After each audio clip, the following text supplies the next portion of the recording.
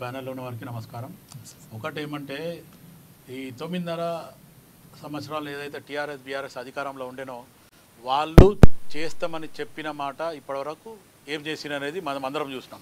ఇప్పుడు కాంగ్రెస్ పార్టీ అధికారంలోకి వచ్చి 8 నెలలు అవుతుంటే వీళ్ళకి ఇప్పటికి కూడా ఇంకా ఏదో జరిగిపోయింది అనే ఒక ఆలోచనతోనే వాళ్ళు ఇంత అరవడం మంచి పద్ధతి కాదు. ఎందుకంటే కాంగ్రెస్ పార్టీ ఒక నిర్ణయం తీసుకుంది, మార్పు కావాలి, కాంగ్రెస్ రావాలి అని చెప్పడం జరిగింది. ఆ మార్పు కావాలి, కాంగ్రెస్ రావాలి అన్నందుకు ప్రజలు కూడా మాకు పట్టం కట్టిండ్రు. ఈరోజు కాంగ్రెస్ పార్టీ అధికారంలోకి వచ్చింది, ప్రజలంతా మా వైపు చూస్తున్నారు.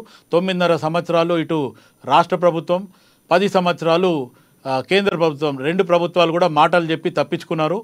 కాలయాపన 10 సంవత్సరాలు అయిపోయింది. కొత్త రాష్ట్రంలో 10 సంవత్సరాలు కూడా మనకు ఏదో అనుకున్నాము, కొత్త రాష్ట్రం వచ్చింది, 29వ రాష్ట్రం, మనం బాగుపడతాము, యువకులకు మంచి అవకాశాలు ఉంటాయి, లేకపోతే గతంలో కేసీఆర్ ఉద్యమ కాలంలో ఇచ్చిన హామీలన్నీ కూడా నెరవేరుతాయి అనుకొని ప్రజలంతా ఆలోచించారు. అవన్నీ కాదు.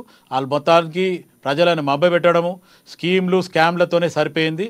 మొత్తానికి ఈరోజు కాంగ్రెస్ పార్టీ అధికారంలోకి వచ్చి 8 నెలలు అవుతుంది. ఈరోజు కాంగ్రెస్ పార్టీ 8 నెలల్లో ఒక 40 రోజులు పార్లమెంట్ ఎలక్షన్స్కి పోయింది. కానీ ఈరోజు కాంగ్రెస్ పార్టీ ఒక నిర్ణయం తీసుకుంది, రైతులకు రుణమాఫీ ఏదైతే 15 ఆగస్టు లోపల అన్నది ఆల్రెడీ ఆల్మోస్ట్ ఆల్ కంప్లీట్ అయిపోయింది.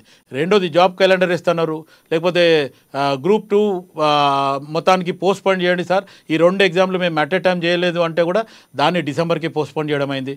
ఇచ్చిన హామీలల్లా ఇటు ఏదైతే below poverty line white ration card కూడా ఇస్తామని చెప్పి మొన్ననే మా ఉత్తమ్ కుమార్ రెడ్డి గారు ఆ టీం మొత్తానికి అనౌన్స్ చేయడం జరిగింది. శివలాల్ గారు, మీరు గత బీఆర్ఎస్ ప్రభుత్వం రాష్ట్రాన్ని పూర్తిగా అప్పుల పాలు చేసిందని చెప్పారు, శ్వేతపత్రాలు రిలీజ్ చేశారు. ఇప్పుడు మీరు ఏదైతే హామీలు ఇచ్చారో ఆ హామీలు నెరవేరడానికే మీరు డబ్బులు ఎక్కడి నుంచి సమకూరుస్తున్నారు? ఇప్పుడు సమకూర్చిన రైతు రుణమాఫీ జరిగింది. రైతు రుణమాఫీ తర్వాత ఇప్పుడు మీరు మళ్ళీ జాబ్ క్యాలెండర్ రిలీజ్ చేశారు. దగ్గర 50,000 పైన పోస్టులు, ఇప్పుడు మీరు 2 లక్షలు అన్నారు, కానీ అది ఇంతవరకు మీరు మొత్తానికి చేయలేదు. మరి ఈ వీటిలన్నిటికీ డబ్బులు ఎక్కడి నుంచి సమకూరుస్తారు మీరు? ఒకటి నాగ్ గారు, మొత్తానికి కాంగ్రెస్ పార్టీ అధికారంలోకి వచ్చింది. కాంగ్రెస్ పార్టీ ఇచ్చిన హామీలని పూర్తి చేయడానికి సర్కార్ నిర్ణయం తీసుకుంటుంది, మంత్రివర్గంలో నిర్ణయం తీసుకుంటుంది, ముఖ్యమంత్రి గారు ఉన్నారు, కాంగ్రెస్ పార్టీ ఉంది. అది ఏ రకంగా చేస్తారు అనేది కాంగ్రెస్ పార్టీ అధికారంలో ఉంది కాబట్టి కాంగ్రెస్ పార్టీ చూసుకుంటుంది. ఇప్పుడు ప్రతిపక్షాలు దాని మీద గగ్గోలు పెట్టాల్సిన అవసరం లేదు. మొత్తానికి కాంగ్రెస్ పార్టీ రాగానే మేము చేసిన ఒక మంచి పని ఏంటంటే, గతంలో 9.5 సంవత్సరాలు ఎవరైతే టీఆర్ఎస్ బీఆర్ఎస్ ఉండేనో కేసీఆర్ అండ్ టీం మొత్తానికి ఖజానా ఖాళీ చేసిపోయింది అనేది ప్రతి మంత్రిత్వ శాఖని మొత్తానికి ఇచ్చేసి వైట్ పేపర్ రిలీజ్ చేయడం అంది, శ్వేతపత్రాన్ని రిలీజ్ చేయడం జరిగింది.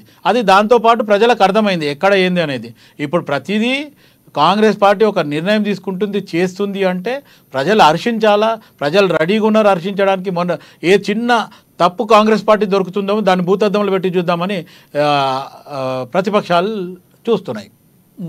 అంటే ఇప్పుడు మీరు ఇచ్చే అమౌంట్ని ఏ రకంగా మీరు ఇస్తారన్న దానికి మీరు చెప్పలేదు. అంటే శాలరీస్ ఎలా ఇవ్వగలుగుతారు మీరు?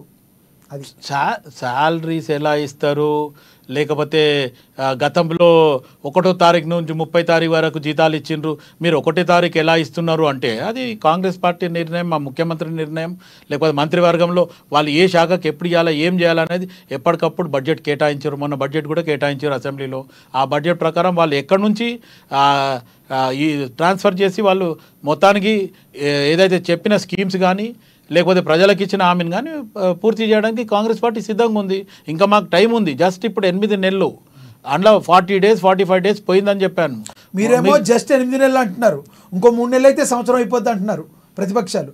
రెండింటికి తేడా లేదంటారా? అంటే 9.5-10 సంవత్సరాలు 2 కేంద్ర ప్రభుత్వాన్ని రాష్ట్ర ప్రభుత్వాన్ని వదిలేసి 8 నెలలని అబ్రాకదబ్రా అని మొత్తం అన్నీ చేయమంటే ఎట్లా చేస్తారు నాగ్ గారు? మీరు కూడా ఆలోచించండి. ఓకే శివలాల్ గారు, మళ్ళీ వస్తాం.